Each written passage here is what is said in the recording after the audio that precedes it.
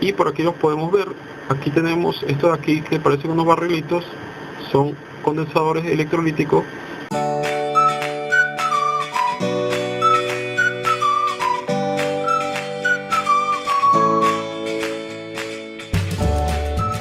Hola a todos, mi nombre es Gustavo y este es el curso básico sobre electrónica, orientado hacia las reparaciones. La idea de este curso, primero que nada, es ayudarles a ustedes a entender todo esto de los componentes electrónicos. Cuando ustedes van a reparar, por ejemplo, la idea es que cuando ustedes vean, destapen un aparato que ustedes están reparando, entonces ustedes se sientan cómodos con los componentes que están allí, para que entiendan todo lo que ustedes van a ver en esa tarjeta. Por ejemplo, cuando ustedes ven una tarjeta de esta, entonces ustedes ven allí un montón de componentes. Entonces yo les voy a explicar a ustedes sobre cada componente, todo acerca del componente. Por ejemplo, cómo identificar primero qué es cada componente, cómo identificarlo, y luego cómo obtener sus valores, sus características o todo lo relacionado con el componente que ustedes están trabajando. Cómo se hace esa primera etapa. Entonces este curso es bastante práctico, pero también tiene fundamentos de conocimiento, porque les voy a explicar todos los detalles que se requieren para entender cada componente que ustedes van a encontrar en las tarjetas electrónicas. Este es un curso más que todo para la gente que está haciendo reparaciones, y es un curso básico para los que están iniciándose en ese mundo. Generalmente, si uno hace una reparación, debería tener nociones básicas de electrónica, pero también sirve para el que quiera reforzar algún conocimiento y para cualquier persona que simplemente quiera comenzar en esto de la electrónica. También le sirve el curso. Va a comenzar prácticamente desde cero, por tanto le sirve a cualquier persona que se está introduciendo en la electrónica. Bueno, entonces voy a comenzar con la resistencia. Los componentes más comunes que nosotros encontramos en las tarjetas electrónicas son esa resistencia. Fíjense, aquí podemos ver la cantidad predominante de esta tarjeta son las resistencias. Las resistencias son estas que están aquí. Aquí están un poco más grandes, como pueden ver. Y aquí las vemos más pequeñas, pero con la misma forma. Es como un cilindro acostado, algo así. Y tienen varias, como una franja de colores. Aquí tenemos la cantidad de resistencia. Si me pongo a contarla, sería la que predomina en esta tarjeta, por ejemplo. Esas resistencias vienen también, si nosotros buscamos esta otra tarjeta, por ejemplo, esta es una de un UPS que se dañó, está quemado, pero aquí tengo la tarjeta para mostrarles que aquí también hay una resistencia. Esta también es una resistencia, pero de alto bateaje, o sea que consume bastante corriente. Y también tenemos resistencias acá un poco más grandes, como esta también, parecida a la que vimos allá, que era grande. Entonces estas dos resistencias son bastante grandes porque consumen más bateaje. ¿Qué es lo que podemos decir por acá de la resistencia? Que estas resistencias tienen un código. ¿Qué es lo que nos interesa saber de la resistencia? Pues saber su valor. Por ejemplo, si las vamos a sustituir, por ejemplo, por si queremos cambiarlas, entonces tenemos que saber de qué valor es. Tenemos que saber de qué bateaje es también, o sea, cuánta potencia consumen. Son los datos que nos interesan. Y por lo menos cuando vienen en este formato, esta por ejemplo nos dice los datos más claramente. Nos dice 150 ohmios y 3 vatios. Entonces aquí está muy fácil de entender su valor y su bateaje. Por lo menos estas grandes también. Esta dice, por ejemplo, 5.1 ohmios, 5% y 10 vatios. Entonces esta resistencia de acá no sabemos ni de qué valor es ni de qué bateaje es. El bateaje básicamente se saca con el tamaño. Hay una tabla que ya les voy a mostrar para decirles cómo se calcula el bateaje. Y el valor y la tolerancia la vamos a sacar con otra tabla también, que es del código de colores de la resistencia. Pasemos a ver eso. Bueno, como pueden ver, el símbolo de resistencia es este o este también. Este es el símbolo internacional, pero en algunos casos o muchos programas usan este. Mucha gente usa este y se ha aceptado este también como símbolo de resistencia. Se identifica con una letra R. Por ejemplo, si hay varias resistencias, entonces sería R1, R2, R3, etc. La unidad es el ohmio y es el símbolo omega. Y bueno, aquí tenemos un ejemplo. ¿Cómo lo podemos ver en un diagrama? Lo podríamos ver de esta forma. En los diagramas generalmente no se colocan las unidades. O sea, la unidad de ohmio, que es indiferente usar esta o esta, pero generalmente no se coloca para ahorrar espacio, porque generalmente los diagramas hay que optimizar un poco el espacio. Entonces generalmente se coloca nada más el valor. Pasemos ahora al valor. ¿Cómo hallar su valor según los colores? O sea, recuerden que las resistencias tienen un código de colores. Son 4 bandas. Entonces la banda 1, aquí está. Aquí o aquí podemos ver también. La banda 1 es la primera cifra. Y según cualquier número puede ser. La banda 2 es la segunda cifra. Y la banda 3 es el multiplicador. Entonces vamos a hacer este ejemplo. O sea, mirando aquí sería, este es rojo por lo que veo, y este también es rojo. Entonces sería 2 y 2, o sea que sería como 22. Pero el tercero me dice el número de 0. Entonces como aquí dice marrón, marrón es 10, que es un solo 0, entonces es multiplicar por 10. Entonces 22 por 10 me da 220. Entonces esta resistencia es de 220. Y el color que me queda aquí, como dice acá, es la tolerancia. Entonces en este caso es dorado, y si nos vamos para acá, dorado es oro, acá 5%. Si nosotros queremos calcular, por ejemplo, el valor de esta, si aplicamos lo mismo que aplicamos en esta de las bandas, entonces aquí sería marrón es 1, negro es 0 y naranja es 3. Entonces sería 10 por 1000, que son 3 ceros, son 1000. Entonces sería 10.000. Entonces esta resistencia es de 10 kilos, igual con una tolerancia de 5%. Vamos a esta que está acá. Aquí los dos primeros colores son igual al anterior, entonces sería como 10, pero el tercero es 2, sería 100. Entonces sería 10 por 100 me da 1000. Arriba era 10.000 y aquí es 1000. Y el último caso que tengo acá como ejemplo para ustedes sería 6 es el azul y el gris es 8. Entonces sería 68 multiplicado por 100. Entonces sería 6,8 kilos.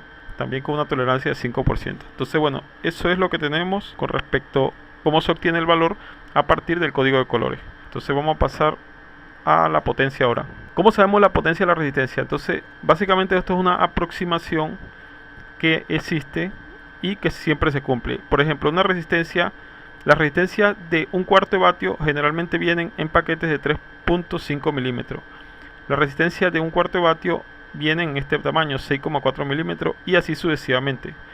Por ejemplo, la de 3 vatios viene en un tamaño de 3,4 centímetros, que esta sería la más grande en este formato. ¿Se acuerdan que yo también tengo una resistencia de 3 vatios en otro formato, que yo se la mostré anteriormente? Bueno, pero en este formato, este es su tamaño. El hecho de que ellas tengan una potencia alta o baja no tiene nada que ver con el valor. Yo puedo tener una resistencia en una potencia alta de cualquier valor, X valor. Puedo tener aquí 1 kilo como puedo tener 100 kilos. Es indiferente. Lo que va a cambiar es la corriente con la que ella puede trabajar. La potencia tiene que ver con cuánta corriente soporta el elemento.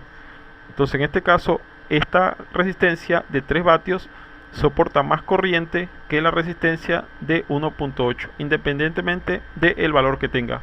Entonces ahora pasamos a los capacitores. Ok, ahora vamos con los capacitores o condensadores. Estos elementos también los conseguimos en nuestras tarjetas cuando vamos a hacer una reparación.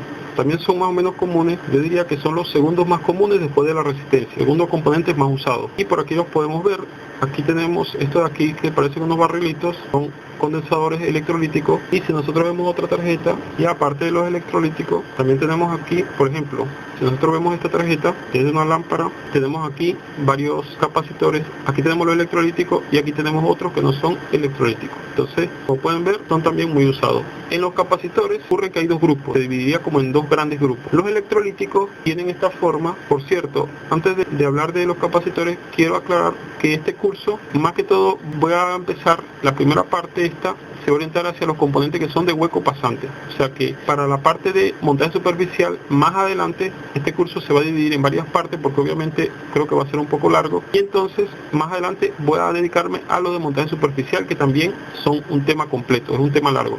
Entonces, para no mezclar ahorita todo ese tema de los componentes de montaje superficial y hueco pasante, voy a comenzar con esto. Los huecos pasantes son los que tienen patas así, que pasan a través de la tarjeta. Entonces, continúo. Estos capacitores son los electrolíticos, que parecen un barrilito. Los electrolíticos se caracterizan porque una de los lados tiene su polaridad. Entonces, son polarizados.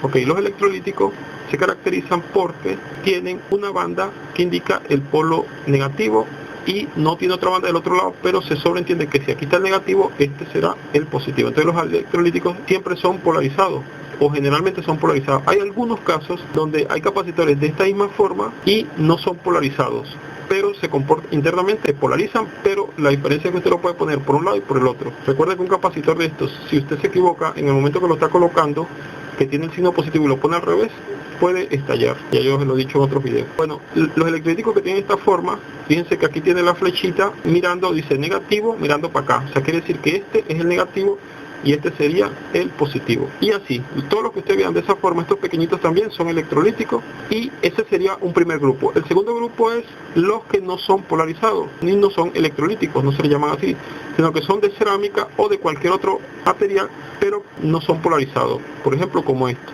Ellos no tienen ese problema que si uno se equivoca, cuando lo va a colocar, no pasa nada, porque simplemente sirve por un lado y sirve para otro. No tiene en ningún lado marca para la polarización. Lo otro es, ellos tienen un valor, aquí por ejemplo dice 400 voltios y aquí tiene un código. Estos capacitores, ellos no indican el valor exacto, eso no lo indica a través de un código, que ya yo se los voy a aclarar más adelante. Pero lo que les puedo decir ahorita es que estos capacitores electrolíticos sí tienen el valor, sí se les puede leer el valor. Por lo menos aquí dicen, este capacitor es de 1000 microfaradios y de 25 voltios. Y así todos los capacitores electrolíticos tienen su valor bien definido. 470 microfaradios, 10 voltios. La banda sigue aquí y continúa aquí, 10 voltios. En cambio estos pequeñitos solamente tienen como un código. Todos ustedes le van a encontrar un código siempre porque ellos vienen en código. Eso seguro es porque en los más pequeños, como no pueden poner el valor completo, entonces es mejor colocar un código y a través de unas tablas que yo les voy a mostrar a ustedes, ustedes lo van a identificar. Lo otro que les quiero decir es que el tamaño de ellos tiene que ver con su unidad de microfaradio. O sea, mientras más grande, tiene que ver con la cantidad de microfaradio. O en algunos casos con el voltaje también. Por ejemplo, este es de un microfaradio bajo, pero es de un voltaje alto. Entonces, como es un voltaje alto, generalmente son más grandes. Y estos, por lo menos este es un caso al revés. Este es el microfaradio alto, 1000 microfaradios es alto. Recuerden que en capacitancia, generalmente en electrónica, nunca se va a hablar de faradio, sino de microfaradio, o sea, una unidad muy pequeña del faradio. Y el voltaje es 16 voltios, o sea que el voltaje es pequeño, pero el microfaradio es alto, entonces por tanto es más grande. Eso es lo que diferencia a un capacitor de este con uno de estos pequeños. Por ejemplo, este pequeño tiene el voltaje igual, 16 voltios, pero el microfaradio es de la mitad. Fíjense, al ser de la mitad, se pueden dar cuenta lo que cambió. Siempre se mantiene eso, que el más grande tiene el microfaradio más alto y el más pequeño, pues el microfaradio más pequeño. O el voltaje más pequeño también. Generalmente es así. Vamos a pasar para ver cómo leemos los valores que tienen ellos con el código que ellos tienen allí. Vamos a pasar a explicar esa parte. Bueno, entonces aquí comenzamos explicando sobre la simbología. Aquí tenemos justamente el símbolo de un capacitor no polarizado, es así. Y el polarizado es este símbolo de acá. Entonces, como se pueden dar cuenta, la diferencia básicamente es un signo y quizás un poco la forma que le ponen ellos, pero lo más resaltante es el signo, porque él no se puede colocar volteado porque, como ya lo dije antes, estos capacitores pueden explotar o reventar si se colocan al revés. Como lo vemos en los diagramas, entonces lo vemos como se ve acá o como se ve acá. Entonces aquí está con signo, uno que es polarizado y uno que no es polarizado. ¿Cómo se identifica un capacitor? Con la letra C. Entonces generalmente nosotros vemos acá, está la C y generalmente va acompañada con un número, por ejemplo, C1, C2, C3, o sea, esa es la numeración que va con la letra C. Y la capacitancia sería el valor de su capacidad, pues por ejemplo, 6,8 microfaradios, se escribiría esa. En las unidades también podemos encontrar o podemos hablar con respecto a nanofaradio o picofaradio. O sea, podemos ver un capacitor que tenga tantos microfaradios, tantos nanofaradios o tantos picofaradios. O sea, indiferentemente, nosotros lo podemos ver en un plano con diferentes unidades. Y como les había comentado antes, los tenemos, los que no son polarizados, los podemos encontrar que son de cerámica, más o menos así es la forma de ellos, de poliéster, así es la forma, y de multicapa. Vamos a pasar a la otra parte para identificar los códigos. Generalmente podemos ver un código como este, por ejemplo, dice 104. Entonces eso significa que los dos primeros son números y el que sigue es el multiplicador por 0 y la cantidad esta siempre está en picofaradio. Lo que nos dé el resultado va a ser siempre en picofaradio, porque generalmente es un valor pequeño. Se acordó que era picofaradio. Entonces sería 10 más 4 ceros, entonces me da 100.000 picofaradios. Entonces como 100.000 picofaradios son muchos ceros, entonces mejor conviene quizás pasarlo a nanofaradios. Entonces 100.000 picofaradios es lo mismo que decir 100 nanofaradios. Acuérdense que de nano a pico son 1000. Y también sería lo mismo decir 0,1 microfaradio. Entonces, nosotros podríamos decir que 104 es 100 nanofaradios o 0,1 microfaradio o 100.000 picofaradios, pero no es conveniente decirlo de esta forma. Pero siempre la referencia va a ser esta. Por ejemplo, yo tengo aquí otro ejemplo. Vamos por lo menos 222. 22 con 2 ceros. Entonces 22 con 2 ceros sería 2200 picofaradios. Corremos la coma 3 espacios y nos daría en nanofaradios. Entonces sería 2,2 nanofaradios. Otro ejemplo, 103, 10 con 3 ceros, 100.000 picofaradios. Corremos la coma 3 ceros para atrás y nos quedaría 10 nanofaradios. ¿Por qué es mejor decir nanofaradios que picofaradios en algunos casos? Porque el valor pues es más pequeño, entonces para que sea más fácil decirlo y más entendible, vamos a suponer este otro 682, entonces 2 serían 20, entonces sería 6800 picofaradios, pues simplemente nos queda 6,8 nanofaradios y así sucesivamente. Por lo menos aquí 22 picos. Por ejemplo, este caso particular, cuando el número es más pequeño, no conviene más bien pasarlo a nanofaradios, porque si corremos la coma para atrás sería 0,022 nanofaradios. Entonces mejor lo dejamos en picofaradios. Si es muy pequeñito el valor, pues en ese caso sí lo dejamos en picofaradios. Y aquí en este caso también 5 picofaradios directamente. Cuando le ponen la P en el medio, entonces directamente se lee 4,7 picofaradios, y aquí igual 5,6 picofaradios. O pasamos para acá abajo. Si nosotros no nos acordamos cómo convertir, nosotros tenemos aquí una tablita. Por ejemplo, 10.000 picofaradios, lo buscamos aquí. 10.000 picofaradios es el equivalente a 10 nanofaradios y el equivalente a 0,01 microfaradios, y así. O sea, nosotros nos podemos guiar por esta tabla para pasar algunos valores, aunque es una tabla referencial porque no tiene todos los números, obviamente. Nosotros también podemos hacer una regla de 3 para pasar de una unidad a otra. También dentro de los capacitores es muy importante el voltaje. Hay unos códigos para interpretar el voltaje. Entonces, en unos casos el voltaje sí lo colocan, como en el capacitor que les mostré anteriormente, pero en otros casos colocan unos códigos también. Sobre todo si el capacitor es muy pequeñito. Recuerden que eso lo hacen es porque los capacitores, al no tener espacio, no pueden escribir eso. Si todos los capacitores fuesen grandes, lo escribieran encima, pero esa es la razón, que no hay suficiente espacio. Entonces tienen que ingeniársela haciendo códigos y cosas así. Entonces, por ejemplo, aquí tenemos una tablita. Entonces dice 1H es de 50, 2A 100, 2D 200 y así sucesivamente. Fíjense que cubre una amplia gama de valores. ¿Por qué es importante saber el voltaje? Porque es bastante importante, porque en el momento que ustedes de repente hagan sustituir un capacitor que ustedes lo verificaron que está dañado, por ejemplo, entonces si el capacitor dice que es de 50 voltios, o al revés, si el capacitor es de 100 voltios y dice 2A, como este caso, y ustedes no le paran a eso y ustedes dicen, bueno, voy a colocar uno que tiene el mismo valor pero que no sé el voltaje, y le colocan uno, por ejemplo, de 50 voltios, el capacitor se puede dañar, inmediatamente se daña porque no va a soportar el voltaje. Por eso es muy importante también el voltaje en los capacitores, tanto en estos como los electrolíticos, o sea, tanto en esos como en estos. Es muy importante el voltaje. Fíjense que aquí estos capacitores lo dicen directamente encima. Ok, y lo que aparece acá es la tolerancia, esta letra que está acá. Claro, lo que aparece en el medio es lo mismo que está aquí, o sea, esto que está aquí es válido para el código que está en el medio. Este 104 se calcula igualito como lo hicimos para el lado de acá, pero entonces nos queda la tolerancia. Entonces la letra que está aquí significa la tolerancia. En este caso aquí están todas las tolerancias que hay, y en el caso de la J sería más o menos 5% de tolerancia. Entonces dejemos esto hasta acá. Bueno, pasemos ahora a los inductores y a los transformadores también. Yo voy a explicar eso junto, los transformadores y los inductores, porque en electrónica pues se parecen bastante, en algunos casos hasta se confunden. Por ejemplo, en esta tarjeta que está aquí, esto que está aquí es un inductor, aunque se parece a un transformador. Y esto que está aquí, que es un toroide, está actuando como un transformador. Aquí tenemos otros inductores, vamos a mostrarles aquí en la tarjeta también. Aquí tenemos un transformador, este es un transformador. Por acá tenemos esta tarjeta que está acá, otro transformador de alta frecuencia. Tenemos acá otro transformador. Y en las tarjetas que utilizan más radiofrecuencia se ven más inductores como estos. En algunas tarjetas que utilizan radiofrecuencia se ven más inductores como estos. Por ejemplo, como tarjetas de televisores o de radio. Hay algunos inductores que tienen núcleo de aire como este. Por dentro no tienen nada. Y hay otros inductores que tienen núcleo diferente al aire, que puede ser núcleo de ferrita generalmente. Por ejemplo, fíjense, este inductor tiene núcleo de ferrita allí, pero allí tiene ese cosito que está ahí, se le mueve. Uno le da con un destornillador para adelante o para atrás y varía la inductancia. Entonces estos son como variables, ajustables, digamos así, y estos son de núcleo ferroso pero no son ajustables. ¿Qué es lo que nos interesa a nosotros saber de los inductores o también de los transformadores? Por ejemplo, como este. ¿Qué nos interesa saber a nosotros sobre este tema? Si nosotros quisiéramos sustituir un elemento de esto por alguna razón, ¿qué es lo que nos interesaría? ¿Cómo lo mediríamos? ¿Cómo trabajaríamos con él? Entonces ya voy a pasar a explicarle. Eso depende del tamaño, del diámetro, del tipo de cable, del largo este de acá, y en el caso que sea como un transformador, por ejemplo como este, va a depender del número de vueltas. Es lo mismo pero con mayor cantidad. Entonces, eso tiene como unos cálculos allí que ya se los voy a mostrar, se los voy a detallar para que lo tengan claro. Repasemos para ver eso. Bueno, como pueden ver, aquí hay una amplia cantidad de tanto transformadores como inductores. Recuerden que yo lo estoy tratando por igual. Básicamente un transformador son como varios inductores interactuando en forma conjunta. Entonces, un transformador sería un caso especial de un inductor. aquí les estoy mostrando otra cantidad diferente de inductores y transformadores. Como pueden ver, hay una gran variedad. Entonces pasemos a la siguiente parte para entrar en el tema.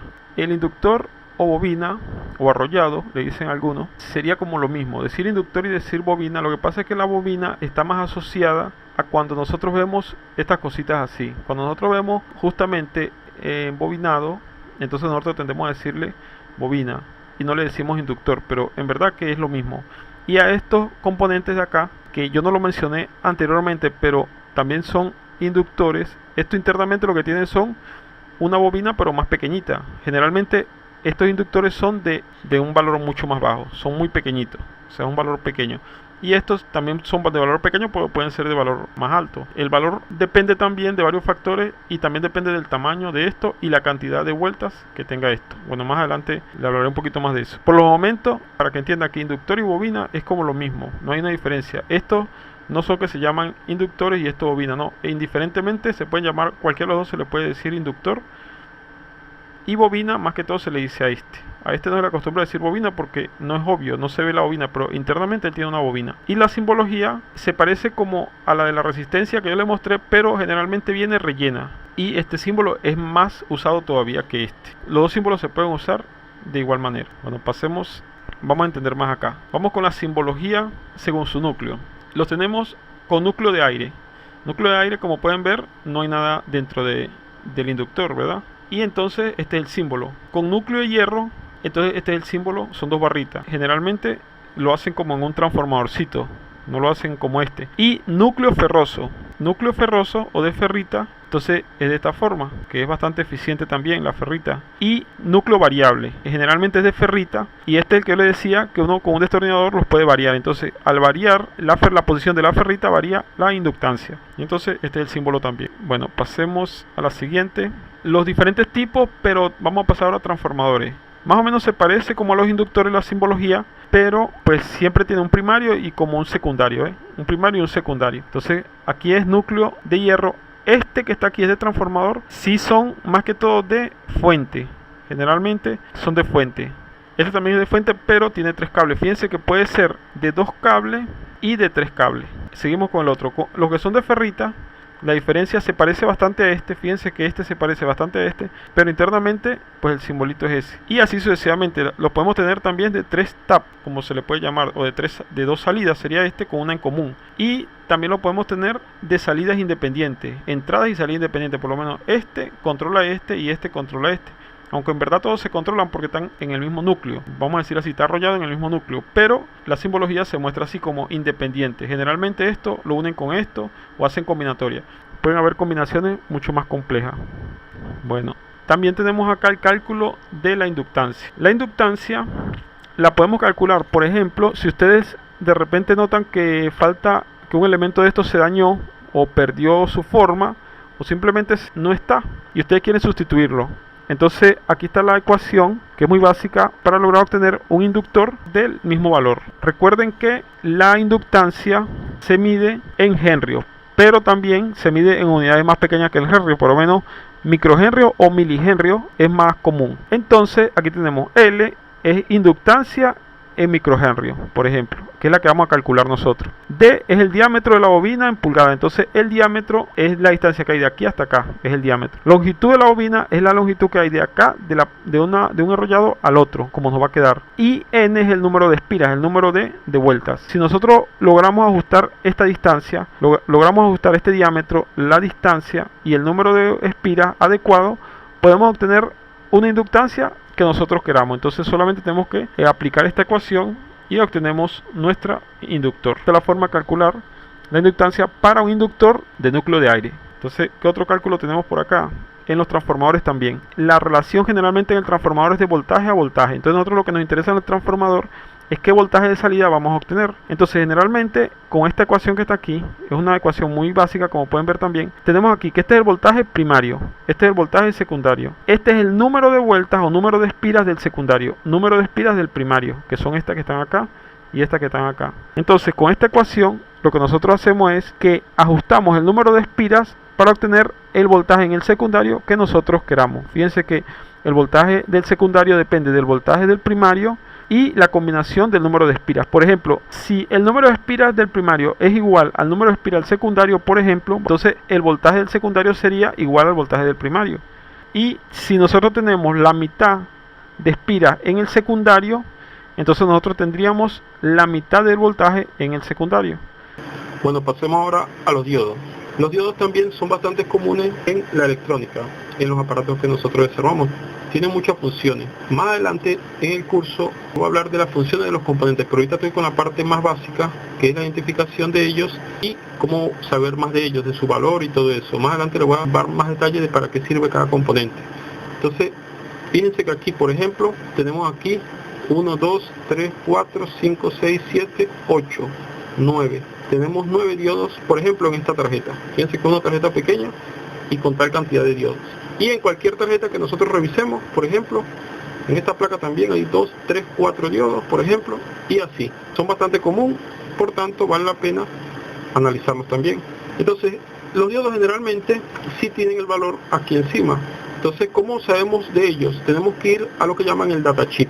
En este caso, nosotros nos vamos al datachip y podemos, con el número que dice acá, podemos saber más de ellos. Este, por ejemplo, dice 1N4007. Ahí buscamos el 1N407, lo buscamos en internet y ahí lo obtenemos. La característica, ¿qué es lo que nos interesa? Que ellos se polarizan de un valor y ustedes deben saber algo básico del diodo. El diodo lo que hace es que él permite la corriente de un lado para el otro, pero no al revés. También se le dice un diodo semiconductor. Semiconductor porque conduce por un lado, pero no conduce para el otro. Tenemos un encapsulado que es de 4 diodos que forman un puente. Por ejemplo, lo vemos así. Entonces serían, generalmente, como es tan común los puentes, entonces a veces lo podemos conseguir en este formato. Aquí adentro hay 4 diodos en un arreglo que se llama puente rectificador. También tenemos los diodos Zener. Hay unos diodos que se basan en que el voltaje de polarización es un poco más alto o es adecuado para fijar ciertos niveles de tensión, y esos son los diodos Zener, son de esta forma. Y hay unos diodos que no son Zener, sino que también son de esta forma, son iguales a estos, pero también tienen esta forma. Y allí tienen su valor, pero también en algunos casos vienen en código, porque como es tan pequeñito, hay que leer el código para saber qué valor es. Pero en otros casos sí tiene el valor allí directamente. Y tenemos estos famosos LED, que internamente también se comportan como diodo. Un diodo LED hace lo mismo que un diodo en el sentido de la corriente. Por un lado conduce, y si ustedes lo ponen al revés, no prende y no conduce. Los diodos también, depende de su consumo, pueden venir en diferentes tamaños. Por ejemplo, fíjense acá, estos diodos son bastante grandes comparado con este otro que está acá, porque consumen mucha más corriente. Entonces el tamaño siempre es como el que define el consumo de los componentes. Mientras sea mayor tamaño, pues mayor corriente va a soportar. Recuerden que la corriente es proporcional al área transversal por donde ella circula. O sea que mientras el diámetro del área transversal sea más grande, más capacidad de corriente hay para que circule. Los diodos, como pueden ver, vienen en una amplia cantidad de encapsulado. Como pueden ver, está el encapsulado como de menos corriente. Este tipo de encapsulado se usa para diodos que manejan muy poca corriente, y así van subiendo en el encapsulado. El otro que yo les mostré, por lo menos el 1N4007, es un encapsulado de este que se llama así. Y así sucesivamente van subiendo los encapsulados. Estos encapsulados más grandes, luego más grandes. Al ser más grandes, aquí están las medidas 9.5 por 5,3 milímetros. En la medida que son más grandes, entonces estos diodos manejan más corriente, tienen capacidad para manejar más corriente. Y así podemos llegar a este encapsulado. Este encapsulado es el TO220, que también se usa en transistores, también se usa en reguladores y se usa mucho. Estos encapsulados lo usan muchos componentes, pero el diodo también lo utiliza. Como el diodo nada más tiene 2 patas, cuando ustedes ven un diodo que viene en este formato, generalmente en los UPS tienen diodos de este tipo, y generalmente las fuentes también conmutadas también tienen algunos diodos en este tipo de encapsulado. Entonces, ¿cómo vienen los diodos? Vienen colocados de esta forma. Este esquema de acá es para este encapsulado, y este que también es TO20 pero sin la pata del medio, entonces es de un solo diodo. Y este también es un encapsulado, lo puede usar un diodo también. Estos son otros encapsulados más grandes, y aquí venimos con otros más grandes y otros mucho más grandes. Recuerden, mientras más grande, más corriente maneja. Esa es la idea del encapsulado grande. Siempre ustedes asocien un componente grande a mayor consumo de corriente. Déjenme pasar para acá. Vamos a ver ahora la simbología. Aquí tenemos varios diodos y ustedes se han dado cuenta que los diodos tienen acá una franja. En el caso de este tiene una franja blanca porque él es negro, en este caso tiene una franja negra, en este caso otra franja negra, y el Zener también tiene otra franja negra. Pero entonces, en el caso de los diodos normales, vamos a decir así, los que no son diodos especiales, este es el símbolo del diodo en general. A partir de este símbolo surgen otros símbolos de diferentes tipos especiales de diodo. Por ejemplo, como el Zener. El diodo Zener es un encapsulado igual a este.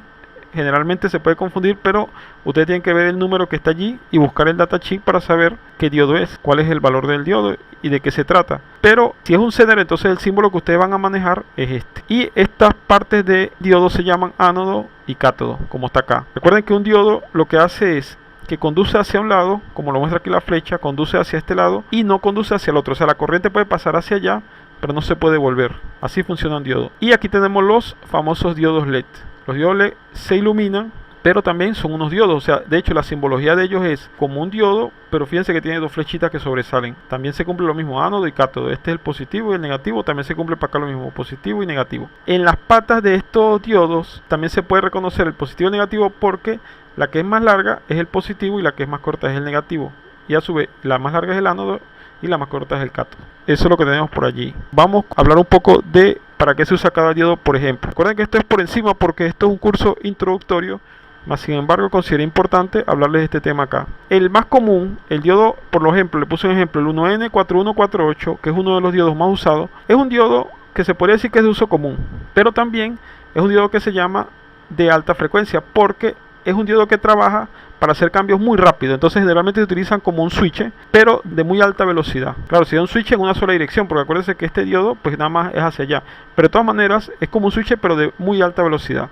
Entonces su uso es para transiciones muy rápidas y también para uso común, pero que la corriente sea baja, porque ellos no manejan alta corriente. Hay otro diodo que se llama diodo detector. Este es un diodo un poquito especial porque generalmente se utiliza en el área de comunicaciones. Ustedes lo pueden encontrar si ustedes desarman alguna radio. Entonces él viene con un esquemita parecido a este. ¿Qué es lo que hace? Él detecta lo que llaman la onda portadora. Entonces en telecomunicaciones este diodo es muy usado. Por eso lo menciono acá, porque en los aparatos de telecomunicaciones se usa bastante. Lo que hace es que capta la señal que viene acá, se llama la envolvente. Esta es la parte de la envolvente. Es bien interesante el tema de comunicaciones. Bueno, pasamos al diodo, uno de los más usados también, pero este diodo no es tan rápido como este, pero sí que maneja más corriente. Entonces, como él no es muy rápido, pero maneja más corriente, es ideal, por ejemplo, para fuentes, para rectificación en la fuente. Como se ve aquí, él puede rectificar porque él deja pasar esta parte, la otra la quita porque cuando se devuelve pues no funciona, y deja pasar positivo, elimina el negativo, deja pasar positivo. Entonces este es un ejemplo que yo puse acá, pero más adelante le voy a mostrar el puente rectificador, que es una rectificación más completa. Generalmente tiene 4 diodos de esto, y también se utiliza como protector. Estos diodos también se colocan cuando uno está utilizando un motor, por ejemplo. Entonces se lo coloca a lo inversa para que las corrientes parasitarias se vayan a través del diodo, y como uso común. Seguimos con el diodo Zener. El diodo Zener, como ya hablamos de él, pero vamos a hablar ahora de que él se usa para fijar un voltaje. El diodo Zener lo que hace básicamente es que él fija un voltaje, pero él no trabaja en la zona de polarización que trabaja este diodo y este diodo. Estos dos diodos trabajan en la zona de polarización indirecta. Cuando pasamos la corriente de aquí para allá, o sea, en la dirección normal de ella, él se polariza. Este diodo trabaja en una zona de polarización cuando él está invertido, o sea, en una zona que es al revés de este, pero es una zona donde el voltaje se mantiene constante y por tanto nos sirve para fijar el voltaje. Entonces básicamente este diodo nos sirve para fijar un voltaje si lo colocamos de esta manera, y estos diodos vienen en diferentes voltajes. Por lo menos este diodo es de 3.3 voltios, y entonces si usted le pasa una corriente adecuada, el valor de voltaje acá siempre va a ser 3.3 voltios a pesar de la carga. Básicamente ese sería el funcionamiento del Zener. Él fija un voltaje. Bueno, ¿y qué nos queda por acá? Nos queda el puente rectificador. El puente rectificador, que yo se lo mencioné ahora también en este encapsulado, vienen diferentes encapsulados porque manejan diferentes corrientes también. Y el mismo tema, mientras más grande, más corriente maneja. Y básicamente el puente tiene 4 diodos adentro integrados. Esos 4 diodos es para no estar agarrando, por ejemplo, 4 diodos de estos, agarrar 4 diodos de estos y estar usándolo. Entonces, como ese puente se usa bastante, entonces ya ese puente viene en el encapsulado. Dentro de esto vienen los 4 diodos. Entonces, ¿qué es lo que hacen esos 4 diodos? Pues que si una señal viene de esta forma y uno coloca un arreglo de estos 4 diodos, o sea, uno coloca este elemento acá, obtiene una salida de esta forma. Entonces se le llama salida DC o rectificada. O sea, lo que hace es que la parte negativa la pasa hacia arriba. Esto se llama rectificación de onda completa. Entonces bueno, esto es todo lo que podemos decir de los diodos. Espero que les haya gustado toda esta explicación.